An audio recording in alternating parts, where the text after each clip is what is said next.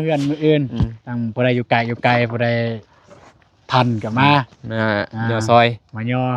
FC จริงๆเนี่ยก็ย่อ10 คนก็ได้แต่ว่าหลายกว่านั้นแห่งดีเพื่อมูลเพื่อมังเพื่อคำคูณโดยเพื่อไผๆก็อยากมาหามาลินมาแวสินะโอเคก็ประมาณนั้นสุดท้ายก็เก็บฮอดเด้อน้องบองบ่ได้ไปหา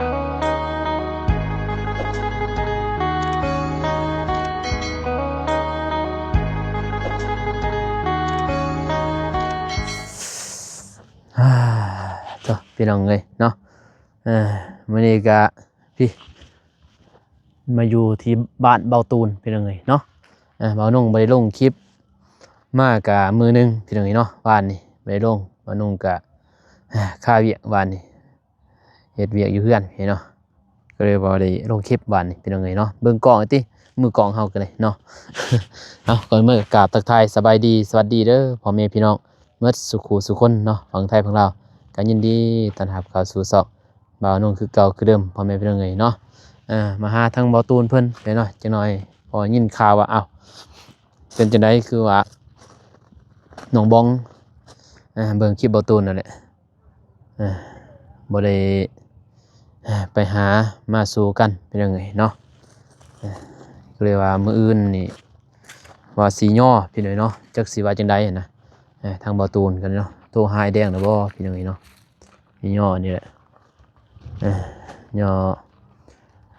เฮือนย่อซ่านพี่เนาะมื้ออื่นโอ้มือกล่องก็ได้เรื่องพี่น้องเนาะทางไอ้แดงเพิ่นเฮ็ดหมดเด้นี่ทมหมดไอ้แดงก็บ่มาเบิ่งนี่งัวมานั่นหมดพี่น้องเนาะมาเหยียบมายังหมดเลยนี่สวัสดีเด้อหลวงป้าอาปุญญาตายายพ่อแม่พี่เมื่อสู่ทุกคนพังเราหรือพังไทยตามเพจแล้วก็สวัสดีเด้อสู่สองพลังตาคือกับคือเด้อมากับดวงตาพี่เนาะมือกล่องกะขอโทษขออภัยเด้อที่เกินว่าทรายหันทรายนี่เนาะทรายตะลุนตะเลนเป็นอย่างนี้เนาะถ้าว่าหลวงตากับพ่อได้จับกล้องงำพ่อเต้ตอนอายุ8 ปีนะพ่อเนาะ7 ปี8 ปีเด้7 ปีคอยก็จับกล่องแต่พุ่นแล้วตอนยัง7 ปีพอ2ก็นึกไหลได้หลวงตาจะอายุเท่าไรบ่พอ7 ปีใครจับเป็นตอนอายุ8 ปีจะหน่อยมือกล่องหายพี่น้องเนาะมือกล่องจับติดุบ่จับให้ได้เนาะพี่น้องเอ้ยเอาตูนมาเลยโอ้มือกล่องให้ได้เรื่องนะสบายเด้อสบายดีพี่น้องเอ้ยมาใส่เจอบ่น้องบองบ่น้องบองไปตลาดแม่นบ่เจอมาแต่บ้านน้องลอยเจอกันก็บ่ได้ปลาก็บ่นี่ยินในคลิปคือว่าน่ะน้องบองว่าจังซั่นยินเพิ่นเห็นโทรมื้อนึงเด้ว่าให้ซื้อนั่นซื้อนี่น้องซื้อบ่ได้เด้จับบ่ได้เด้เพิ่นว่าอ้าวเป็นหยังเพิ่นว่าคลำเพิ่นว่าบ่ฮู้คือกันแล้วก็เพิ่นว่าไอ้ตูนอยู่หั่นบ่ไอ้ตูนบ่ได้อยู่เขาว่าบ่คือไอ้ตูนอยู่เพิ่นตูนอยู่สิบ่เข้ามาบ่จังหน่อยสิถามเพิ่นสิเข้าสิมาแล้วบ่ปานนี้พอให้สิเข้าไปหาเพิ่นได้บ่อยู่หั่นอยู่กันนั่นแหละให้เพิ่นไปว่าอยู่หั่นเนาะเดี๋ยวจะสิเข้าได้บ่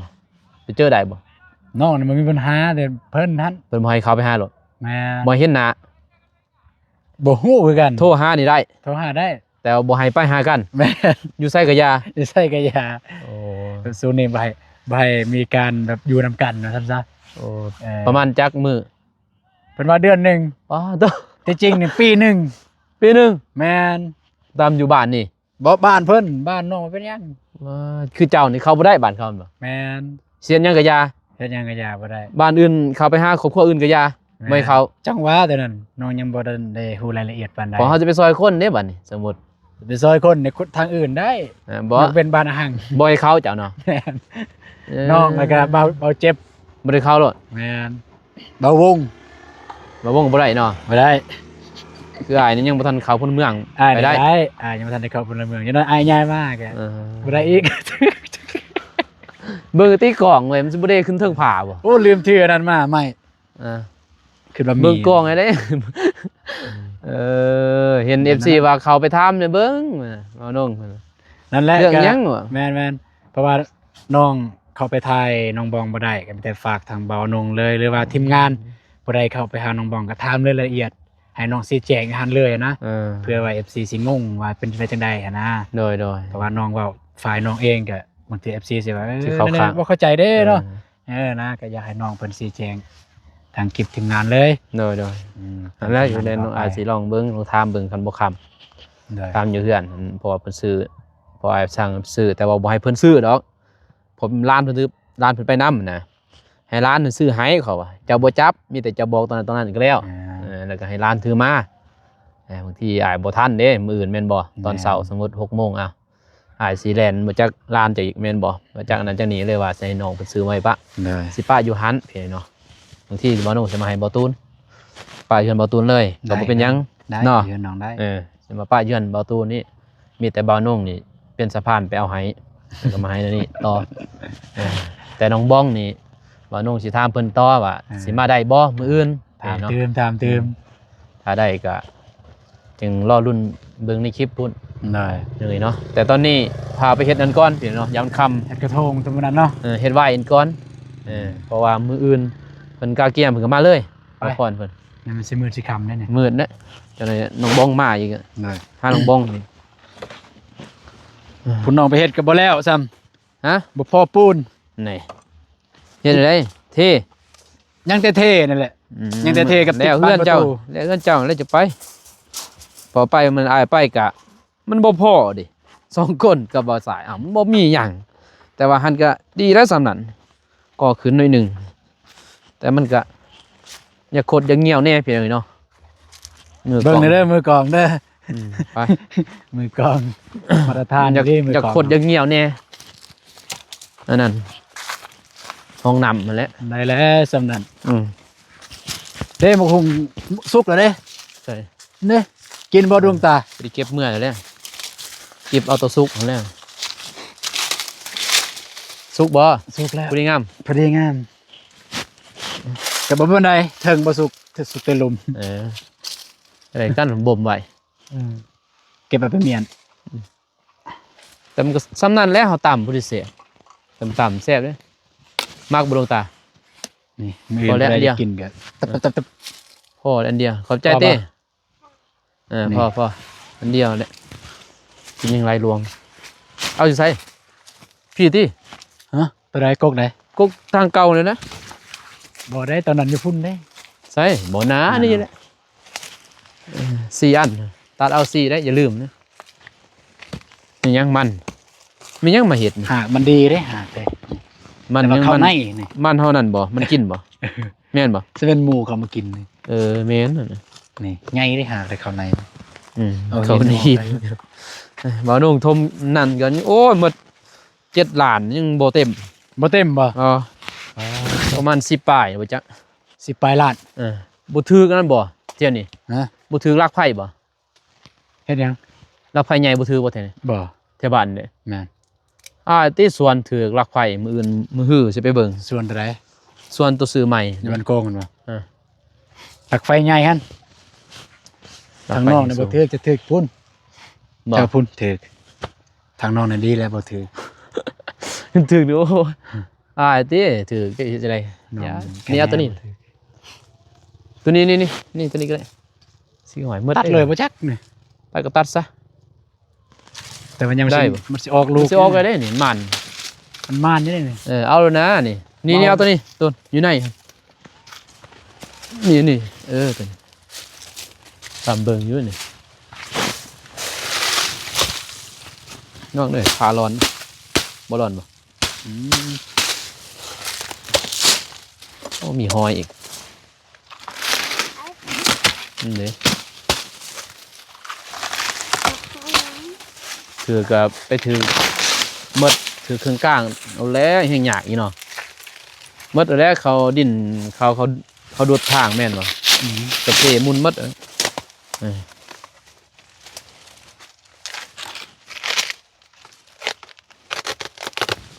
นะ น้องบองโทรมาเพียงมื้อนึง น้องมันมีปัญหาเนาะ แต่บ้านเขาเด้มันก็น้องเพิ่นก็เพิ่นสิลบหลู่บ้านเมืองบ่ได้อยู่นำบ้านนำเมืองแม่นบ่ แม่นเท่าที่น้องฮู้นี่ เออ ตามเพิ่นเว้าน้องบองเพิ่นเว้าเด้อ อืม เพิ่นว่าเพราะว่าเฮาเนี่ยเป็นแฟนกันเป็นแฟนเป็นสู้กันนะ โอ้ เฮาไปหา เป็นแฟน บ่อยากคักแม่น เออ แต่ว่า โอเคนะ เพิ่น คน บอก ตาย เด้คันน้องเขาไปหานี่เลิกกัน ย่านปานนั้นเหรอ ย่านตายว่าติเนาะ อ่า คนเฮาเป็นห่วงเจ้านั่นแหละเพราะว่าคันเขาไปก็คือบ่ตูนว่าในคลิปมันผู้ชายสิไปแม่นบ่ ไปไหน คนใต้นะคนอยู่บ้านตอนนั้น แม่น ผู้ชายบ่ ผู้ชาย แต่พายิงบ่เป็นหยังบ่ เป็นหยัง แต่บ้านห้างนี้ ฮะ บ้านห้างนี้ ไปไหน โตตาย วันหนาบ้านเนาะตัวบ้านของน้องบองเว้าหันบ่ บ่จะเว้านะ ก็น้องหันแล้วเปล่าแต่ว่าตัวเกิดเหตุการณ์หันบ่ เคยเกิดเหตุการณ์แม่นกูหมายคือน้องบองบอกนั่นนี่ อืม เพิ่นว่าตะกี้เคยเกิดเหตุการณ์แบบนี้ อืม แบบว่าเป็นแฟนกันคือพวกน้องนั่นแหละเป็นแฟนกันพอดีตัวอย่างว่าผู้ชายอยู่บ้านทงไวาย แล้วผู้สาวอยู่บ้านอาหังแล้วผู้บ่าวหันอยู่บ้านผู้บ่าวมีเกิดเหตุคือน้องนั่นแหละเกิดเหตุพอดีเขาไปหาอันแหละไปลิ้นไปย่างนั่นแหละ พอดีบัดเอากันนั่นบอดคืนตาย เอามือนั่นหั่น แม่นก็เลยเบิ่งยามเบิ่งดวงอหยังเขาว่าย้อนแนวนั้นเขาว่า เบิ่งหมอดู แม่น ตามความเชื่อ แม่นตามคุมเสื้อเพิ่นน่ะนะแต่ทำน้องเสื้อบ่อีหลีเด้น้องบ่อยากเสื้อแต่บ่ลบดู แล้วก็เฮาก็บ่ให้ล่วงเกินผู้ใหญ่เขาเฮาอยู่บ้านเพิ่นแม่นบ่แต่เฮานี่อยาก FC ก็คอมเมนต์มาพี่น้องเนาะเพิ่นก็เว้าน้องเอ้ยเพิ่นว่าจะเป็นอ้ายฮักอ้ายแพงก็บอกน้องแน่ให้ถือศาสนาพุทธเอาแล้ว นี่แหละกำลังนั่นแหละกำลัง ตาน้องนุ่งเพิ่นออกแต่เฮือนแต่ซ่านคือน้องบ้องมาอยู่นำแม่นบ่ แม่น บ่ตุนอยู่ต่างนี่สิเว้าได้อยู่พี่น้องถ้าว่าให้เบานุ่งนี่ไปเว้าอยู่ในเฮือนซ่านเพิ่นบ่ได้ นี่แหละกำลังสิก้าวสู้แล้วนี่ แต่บ่ฮู้ ได้ สิ แล้ว ได้หรือบ่ ครบไปที่ ตายแล้วสิ 4ไปลองเบิ่งก็ทันได้ก็ดีศาสนาพุทธมันดี แบบคือน้องเคยจังเด้ นัวพุทธบ่ ฮะ เพิ่นเศร้าหรอ คนเศร้าเลยเด้ เว้าบ่เฮ็ดหยัง บ่ ดีเด้นั่น น้องเอาแบบลาวคือกัน บ่ เห็นบ่นี่บ่เอิ้นพี่น้องมาเฮ็ดอะนะ โอ้ คันเฮาเอิ้นพี่น้องมาเฮ็ดแน่นอนแหละ เฮ็ดเขาโลด เขาเฮ็ดเก่าเลย โอ้เลยเฮ็ดอันนี้ก็เฮ็ดลาวเลยซะเนาะ แม่นแบบเฮ็ดอันนี้อยากเอาแบบเฮ็ดลาวเลย ไว้ลบเรื่องเลยเนาะ แม่น เพราะว่ามันยากได้พี่น้องเอ้ยคันเฮาบ่เชื่อก็เฮาอยู่บ้านเพิ่นดิ แม่นคันเฮาบ่เชื่อสมมุติไม่แต่เฮาบ่เชื่อเนาะ แล้วเฮาก็เอาเฮ็ดนั่น มัน แต่ว่า สิ เฮาบ่เชื่อ เข้ากับเขาบ่ได้บัดนี้แม่นบ่เฮาอยู่บ้านเฮาก็ต้องเชื่อเพิ่นคือบ่าวนงสมมุติมาอยู่นี่ เรื่องเขาเก็บนั่นเก็บนี่บ่าวนงเสียแต่ว่าเฮาบ่ได้ถือซื้อน่ะ แม่น เสียเฮ็ดบุญเฮ็ดสร้างเฮาได้เสียหมด เสียเบิดเว้าเรื่องเงินเรื่องคำอยู่ไสศาสนาหยัง เขาก็เสียหมดนั่น เสีย น่ะ หมด เก็บ เอาเรื่อง เก็บนี่เฮาก็เสีย อันนี้มันเว้าเรื่องประกอบส่วน ประกอบ บ้านเมือง ส่วน เด้ แต่ว่าเฮาถือพุทธแต่ว่าเฮาต้องประกอบส่วนนำเขาอ่ะนะบ่ได้แบ่งแยกนะว่าศาสนาใดน่ะ แม่น แต่ว่าเฮาประกอบส่วนหมดเฮ็ดให้มันแล้วโลดบาดมื้อนี้คือสิปลอดโปร่งดี อย่าเว้าจะหน่อยอายยังว่าซั่นอย่าเด้ อย่าดิ เศร้าเลยน่ะพอมื้ออื่นก็มีหลายคนอยู่สิมาเสาร์นิดว่าสิมาแล้วเหมือนสิเตรียมโตมาเพิ่นน่ะคือว่าแนวนั้นเบิ่งในคลิปรู้จักเฮาก็แม่นอยากให้เกิดเนาะเพิ่นก็บ่อยากให้เกิด เฮาก็บ่อยากมันเกิดนั่นแหละหมู่บ่อยากมัน ครอบ เกิด ครัวผู้เสียก็เพิ่นก็บ่อยากให้เกิดดอกแต่มันเฮ็ด แล้วก็มีคอมเมนต์หนึงว่าแม่นว่าเพิ่นบ่เข้าใจนะสมบูรณ์ว่าถ้าครอบครัวใดเกิดเหตุการณ์แบบนี้สัตว์ซาว่าสิ่งที่เจ้าเลี้ยงขาเบิดเลย หมดบ่ หมด เขาค้าหมดบ่ โอ้ เป็นกล้วยงัวดิ งัวควายขาเบิดเลย ค้าหมดบ่ มื้อนั้นไหน นะขาดเบิดเลย โอ้ ขา แต่ ด จักโตงัวควายอะ โอ้เจะมีจักโตเบิดเลยได้ เป็นแนวนี้นี่ แม่นเสื้อว่าเพิ่นเสื้อว่าแบบว่า ขอคิดอินไฮนี่มันหมด แม่นเขาอันดีบ่ดีบ่งามก็ เออ ให้มันไปกับงวบควายเลย หมดเลย ขาติมเลยแม่นคือตัวนั้นแหละเพิ่นเสื้อว่าปกติกี้เด้ตะกี้คันบ่เสื้อก็เสื้อเด้เบิ่งดูสิเราเอ่อ บ่เสือจังเสือจังได้บ่ อันน่ะตะกี้นะ อืม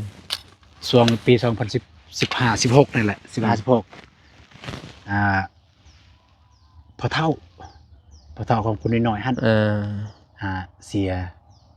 ฝ่าเด้ อยู่โอ้ของพวกนั้นบ่ ฝ่าพอดีฝ่าไอได้ยินข่าวว่าตอนฝ่า อยู่เทียงหน้า แมนอยู่เทียงหน้า ฝ่าอยู่หลายคน เขาอยู่หลายคนเลยเขาอยู่หลายคนแต่มาถึกแต่คนเดียวแล้วพอทวันเราก็อุ้มลานอยู่ซึ่งแม่นผู้เสียนั่นเราอุ้ม บ่ ตอนนั้นนะพอดีเขาอยู่หลายคนตายแต่ผู้เดียวคนอื่นว่าเป็นหยัง แต่ผู้เสียก็บ่ตาย ฮะ ต้องว่าผู้เสียก็บ่ตาย บ่ เลยมานับเอาบัดเนาะ แม่นพอดีทางนั้นก็พอดีแก้เหตุคลอง แต่บ่ได้ขายัง ขาแล้วเนาะขาด้วยความว่ามันหลายนะสัตว์มันหลาย บ่หมด มันหมดพอดีทั้งลูกสาวเอาไปเลี้ยงต่อตัวนึงก็เกิดคือกันเลี้ยงพอดีบัดนี้เกิดเหตุกับผู้ที่เอาไปเลี้ยงต่อหั่นก็เลยเชื่อว่าย้อนเฮาเอาไปเลี้ยงต่อสัตว์นั่นแหละถ้าวิธีเดียวถ้าจะตัดออกตัวเคาะหายหั่นคือจะต้องฆ่าหมดเลยนับแต่หมูมาแมวเป็ดไก่งัวควายบ่ให้มีเลยซะสัตว์ ความเชื่อเนาะ แม่นสัตว์ที่เจ้าเลี้ยงตอนนั้นบ่ให้มีเลย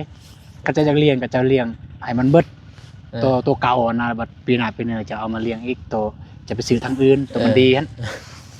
ประมาณนั้นนะ เจ้าขาหมดมันก็แล้วเนาะโอ้ตายพี่น้อง บ่เสือก็ต้องเสือเด้ หีดของนี่เนาะ เฮ็ดของอันนี้ เช้ากันเจ้า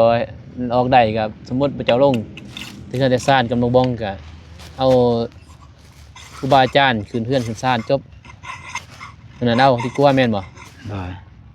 เฮ็ดตามคล้องซะว่าแล้วพี่น้องเอ้ยเนาะอันนี้ก็คันเว้าตามผิดเขาก็บ่ได้บอกว่าเฮือนบ่ตูนการช่วยเหลือนั่นเขาช่วยเหลือ บ่ได้เอิ้นว่าของน้องได้นี่เลย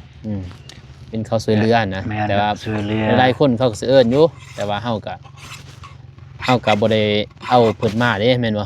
เอาหีดของมาเนาะเอาเพิ่นว่าการเพื่อนช่วยเหลือแบบน้องก็เด้ยยังนั่นแหละน้องก็เด้ยก็บ่ทันคือทีมงานบ่ทันมอบนี่ก็บ่ทันเป็นเด้เพื่อนเพิ่น แม่นเพิ่นก็บ่ฮู้สิเว้านะแบบ แม่นอยู่เพื่อนเฮาเอิ้นว่านี่เฮาเฮ็ดเพื่อนให้น้องก็เด้ยแต่ว่าเพิ่นบ่ทันครอบเด้แม่นบ่หีดของของเขาอะเนาะเพิ่นว่าก็บ่แม่นเพื่อนเพิ่นนั่นน่ะจับตองยังก็เฮ็ดได้นะพี่น้อง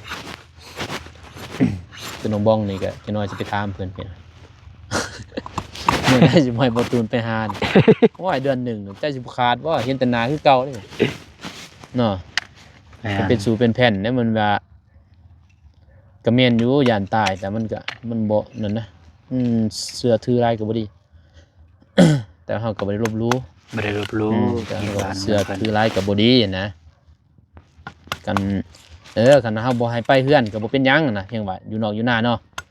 เห็นหน้ากันก็ยิ้มแย้มเกินว่าทักทายก็ยังคะแนนได้แม่นบ่ เฮ็ดเด้อ อันนี้แบบโอ้ไม่เห็นหน้ากันเลย เห็นแต่ในโทรศัพท์มันบ่คือตัวจริงได้แม่นบ่ แม่น เบิ่งได้อยู่แล้วโทรศัพท์มันเฮาก็คันอยู่มันใกล้กว้างยังคิดได้แม่นบ่ตูนสมมุติปานนี้เนาะคืออยู่ดักจึงบ่แม่นบ่อยู่ก็ลืมบ่นี่แค่นี้นี่ถึงอยู่หลักหนึ่งเห็นยังก็เขาเดียวแต่ก็เบิ่งเราจะถามน้องเพิ่นให้ละเอียดแล้วก็เขาแก่อยู่ในโฮมเพิ่นสิบ่ว่าบ่สิบ่หยุดหย่อนบ่เนาะเข่งดีรอบ่ แต่ว่า บ่ตูนว่านี่คือเข่งแฮง แล้วก็เอามาอยู่นี่ก็บ่เป็นหยังบัดนี้เฮาคันว่าเฮาน้องบองเพิ่นมาอยู่นี่ปึ๊บสมมุติเนาะสมมุติได้พี่น้อง สมมุติมาอยู่นี่ก็ถ้าว่าบ่ตูนแล้วมันบ่ได้เอาขึ้นเฮือนบ่เป็นหยังแม่นบ่ต้องเอาขึ้นเฮือนบ่มันแต่งหยังนี่ ขึ้นก็บ่เป็นหยังบัดลงเฮาก็บ่ได้เอาหยังมาเว้ามาว่านะ โอ้ แต่ลงเลย แบบคือเขาก็เฮ็ดแบบว่าห้านแล้วก็นอนแล้วอยู่เลย แล้วก็เอาพระสงฆ์พระเจ้ามาสูตรมายังมัน คันเฮาอยากได้แบบนั้นเฮาอยากได้แบบนั้นเลยก็เอามา คือเรื่องมีค่าหน่อยเนาะแล้วก็เฮ็ดนั่นเคินว่าสูตรอิหยังเคินว่าหับโศกหับไส้พออ่านยังบ่ได้เฮ็ดได้เฮือนอาจจะเฮือนหารเดี๋ยวนี้พอบ่มีเงินเด้ต้องเฮ็ดนั่นได้หลายเด้เฮ็ดสูตรเคินว่าสูตรเอาโศกเอาไส้คือ ใหญ่ป่ะ ประมาณคืบมันนะสำคืบมันคืบเลยเห็ดยังนิดหน่อย เฮ็ดแน่นอนจังบ่เปลืองเนาะ ก็ลายเติมแล้วมันใส่นั่นได้ลายหมากใหม่พอใส่ลายให้ดีนี่เท่ามือนั่นเฮ็ดกับทีมพี่น้อง มันหนีมากก็นี่แล้วมาว่าสิขับไปหาน้องบองแต่น้องบองว่าถือเครื่องตอนเขาเพื่อนบ่ได้ก็เลยว่าให้เพิ่นอยู่ก่อน นั่งทาอย่างนั้นจ้ะ 15 นาทีเนี่ยประมาณ20นี่แหละ30สิแล้วนี่เนาะแล้วแต่ครูบาเพิ่นแล้วสิเฮ็ดไว้ซำใด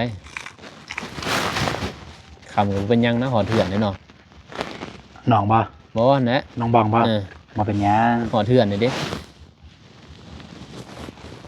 มันสิใกล้แต่เถื่อนเพราะว่าสิเข้าไปหาเพิ่นดีได้ไอ้โทหาเจ้าว่าอยู่เฮือนบ่ได้โทอ้าวมันอยู่พี่ได้ท่าแต่งผู้ดีงามเด้ น้องบ่ฮู้แล้วเราเอาถ้าแต่ง เอาบัดมาคอยสิตามอยู่คือบ่เห็นนะน้องบองนำกดหรือว่าเครื่องอยู่ในกระตาเลยบ่เพิ่นสิให้ก็คือในใจก็คืออยู่ในกระตารถเจ้าเลยเด้เครื่องของมากมายมากตอก บ่เห็นกันแน่น บ่เห็นบ่ บ่ นำกลกันมาเลย น่าจะแม่นบ่น้องบ่ได้จอดบ่ได้หยังนำเมื่อมาเลย แต่บันแบงบ่ แม่นมาแต่บันแบงออกมานี่เลย ไปกับหมอเลยบ่ กับน้องชายผู้นึงลูกนาบ่าว กับหมอเลยไป3คนบ่เจ้าบ่ แม่น กับบ่าวมิก กับบ่าวมิก บ่าวมิกขี่รถอีห่าง บ่เด้สิแม่นรถบ่าวสาย บ่ยันรถพี่อ้ายมั้ง รถอันสีฟ้า คือคอยนี่บ่ แม่น แม่นรถพี่อ้ายวันเสาร์เด้มื้อนี้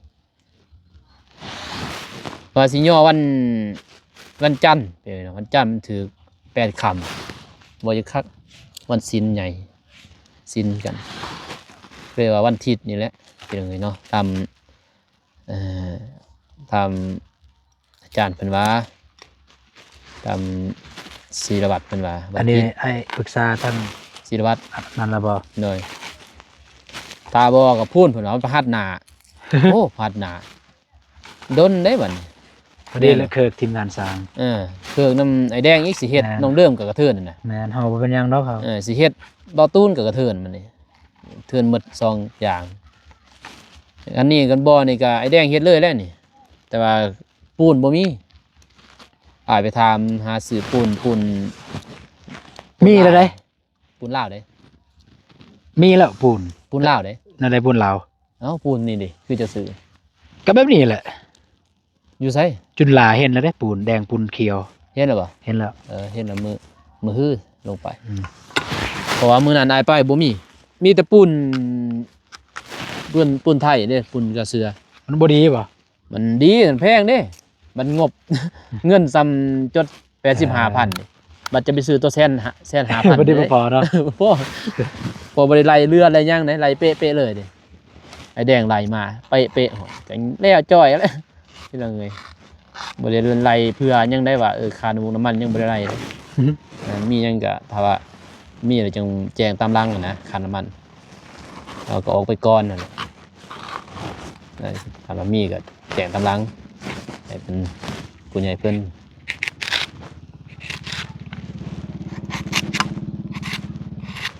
พอบริไลค่าน้ำมันนะเดี๋ยวตามเพิ่นบอกเหมือนเดิม แต่นี่ก็สิได้เฮ็ดของบ่ตูนนะเดี๋ยวก่อนสิเข้าหาน้องเดิมก่อนน้องเดิมว่ายามใดก็ได้เพิ่นแต่ไปมางนั่นติก่อน มางขึ้นครัวก่อนนี่เป็นแง่ดอกดังไฟยามนี้เนาะแล้วยามพ้นนี่บ่ได้เด้ ยามพ้นก็พุ่นแล้วเปียกหมดนั่นแหละ งบเท่าไรน้องเดิม งบ ได้ ก็ตามใหม่นั่นแหละตามใหม่ตามปูนนั่นแหละ อืม บ่ได้ไล่เรืออะไรหยังนะเป๊ะๆเลย จดละเอียด เท่าไรไอ้แดงเอาข้าวสาร ค่าสร้าง6 ล้านห้า อืม แต่ว่าแม่พิมพ์เพิ่นบอกกันทางอ้ายยังบ่ทันถามนะไอ้แดงว่าเท่าใดนะแต่ได้ยินน้องเดิมว่าสำนั้นตายก็ยังบ่ทันฮู้เพราะว่าเว้าในคลิปเบาเตียงนี่ได้แล้ว จักอันนั่นเนี่ย ฮะ จักอัน สี่ สี่โอ้เอากันหนึ่ง ได้ น้อ แล้ ง ว บอง จังได๋ สิบทาดนว่า นะ น้องบองสิบทาดนว่า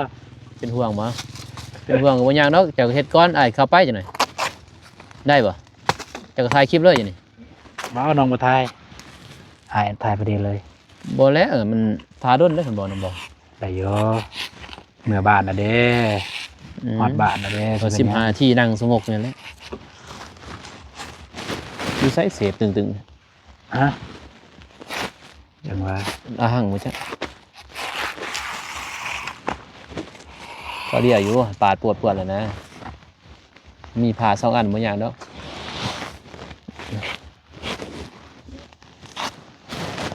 มือถือมา2 อันเนาะ2 อันง่ายอยู่ได้แล้วซั่นน่ะเบิ่งนี่งัวเตะลงหมดเลยพี่น้องเอ้ยไอ้แดงบ่มาเบิ่งว่าสิยอมมื้ออื่นเดี๋ยวเพิ่นแล้วขวดมาแต่เช้าเพิ่นงัวเตะหมดเลยเด้เตะลุมเขาหมดเห็นบ่โอ้งัวลายเท่าใดเตะอยู่นี่เนาะพี่ตอนนี้เองครับได้โจกของน้ำนั่นย่านแต่นั่นนะย่านแต่แบะตกลงหั่นกับงัว เลิกว่า เลิกเล่น4 เมตร ย่านอยู่เลยเฮ็ดบ่คักนะจกให้ก็โอ้ถ่ายคลิปอยู่เบิ่งอยู่ติเบิ่งอยู่บ่ เบิ่งอันนั้นซื่อ หน่อยเดียว ๆนาเดียวซื่อ เพราะว่าเพิ่นเฮ็ดก็เอาไล่ก็บ่ได้พี่น้องนี่เนาะว่าน้องก็บ่มักเว้าปานใดคือว่าเฮาจ้างแล้วมื้อสิเฮ็ดให้มันงามเลยก็บ่มีคือเก่า เป็นอะไร อ้าวลูกกุกละกลับเห็นบ่ บ่ ขี้หินก็อยู่ถึงหมดจังได้สิเฮ็ดได้บัดนี้ขี้หินบักใหญ่ก้ายข้านซะ โอ้ตายเลยเฮ็ดอันนี้พี่น้องจักเสร็จจังใดสิหาคนน่ะไปหาพวกน้องสลีบ่มาคนดินให้เขาทมน้องสลีน้องหานเนาะ งานกัน เลี้ยงเขานะแล้วให้เงินเขาแล้วจ้างเขาให้เขาคนเขาใส่ห้องหนึ่งบ่ได้ห้องตัวนั้นมันใกล้โพด กันก็จะมาได้ เอารถนั่นแหละรถเบาพลคอเพิ่นซื้อน้ำมันให้นะ อืม เจ้าเขาสิมาอยู่บ่เนาะเพราะเฮาบ่เคยได้เฮาบ่เคยหาพี่น้องเว้าน้อง แต่ว่าก็ได้อยู่ สิบอกเขาก็มันจังได้นะบ่คือนะแบบบ่น้องสิไปบอกคือเก็บกระพงเพแหละบ่กล้าซั่นว่าเอาไปเก็บกาแฟเด้อได้เว้าคือซื่อบ่น้องมาสิเอาแต่บ่กล้าสิไปบอกเขาซั่นเฮาก็แม่นอยู่เฮาให้เงินก็อย่ามันเขื่อนยันเขาเมื่อยเขามันทางมันบ่งามมันนะเฮ็ดบาไปเว้นบุป่าพาดงเด้ไปเกี่ยวเพนี่แห่งถือบนเสาไฟฟ้านี่โอ้ยไฟฟ้าแห่งสูงอีกจากเส้นใดได้แล้วซั่นน่ะไว้ในบัดนี้เนาะยันผู้สาว เกือบขับ ก็ไอ้ส่วนน้องบองถาเด้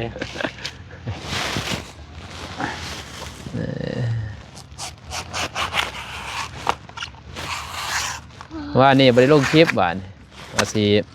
ไปบ่วันนี่เจ้าได้ไปบ่ บ่ได้ไปใส่เมื่อวานเนี่ย แม่น มา แล้ว เด็ด ครับ อยู่บ้านนี้ ครับ ว่าสิทายเพิ่นเฮ็ดพิธีแก้ เขาเฮ็ดบ่ แก้คอง เขาเฮ็ดบ่ เฮ็ดแต่ว่าทางบ้านเพิ่นบ่ให้ทายก็เลยบ่ ไม่บ่ ทายนะ บ่เลย แม่นน้องขออนุญาตก่อนว่าให้ทายได้บ่ เขาบ่ แม่น ก็เลยบ่ได้ทาย เป็นซังเขาอยู่ฮู้ประเทศนี้ มันก็มีแนวอยู่หั่นแหละ ประเพณีซื่อนะมันเฮาก็บ่ได้ถ่ายจนหยังเกินว่าตอนนั้นตอนนี้แม่นบ่เฮาอยากถ่ายแบบการเว้าการวายซื่อการเป็นนั่นน่ะนี่อยากฮู้ประเพณีว่าแต่บ้านกันดอนนี่ง่ายเด้เนาะกันดอนประเพณีเด้เขาฮู้หมดถ่ายฮอดกระดอกกระโหลงได้หมดกันดอนกระโหลกอีหยังนี่ถ่ายฮอดเขาตอนเขาเสียหยังได้หมดตอนเขากระโหลก บ้านอันนั้นได้เคือนวะอนุรักษ์พี่น้องเนาะโอเคจะได้ก็แล้วแหละพี่น้องเนาะบอกตูนเพิ่นมันได้แจ้ง14มื้ออื่นถ้าบ่เกิดหยังขึ้นพี่เนาะ มื้ออื่นก็เนี่ยบ้านเกินว่าร้านค้าทางผู้ใหญ่เพิ่นซอยเรือทางบ่ตูนพี่เนาะมื้ออื่นว่าสิเป็นจังไดก็รอเบิ่งรอชมกันเด้อพี่น้องเด้อทางสองทีมงานหลายคนอยู่มามื้ออื่นเนี่ย ทุกคนเลย หมัดกูคนนั่นแหละมาตามเบิ่งพี่น้องเอ๋ยเนาะ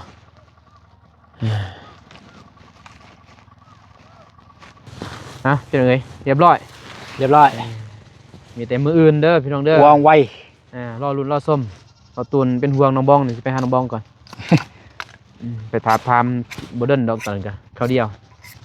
เดี๋ยวน้องเป็นคำทางเบาน้องเองนะคำนะเมื่อ พุ่นบ่ ม แม่นนอนนี่บ่ บ่ได้นอนนะแม่ได้นอนข่อยเมื่อ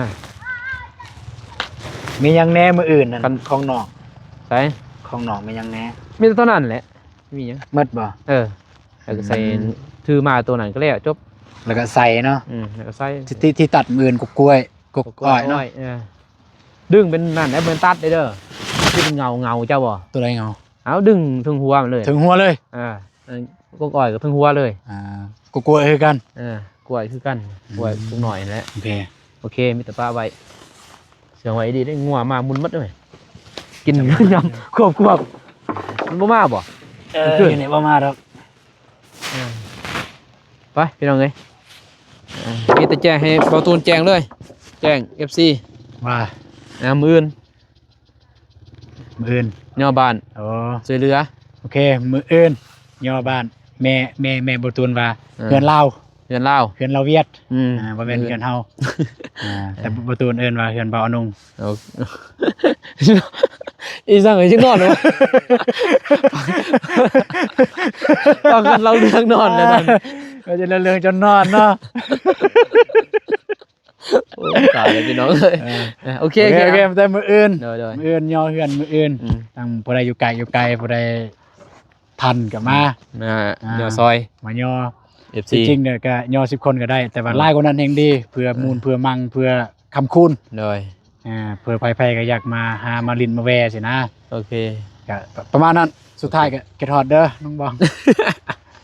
บ่ได้ไปหาพี่น้อง บ่ได้ไปหา โอ้ยพี่ต้นได้บัดนี้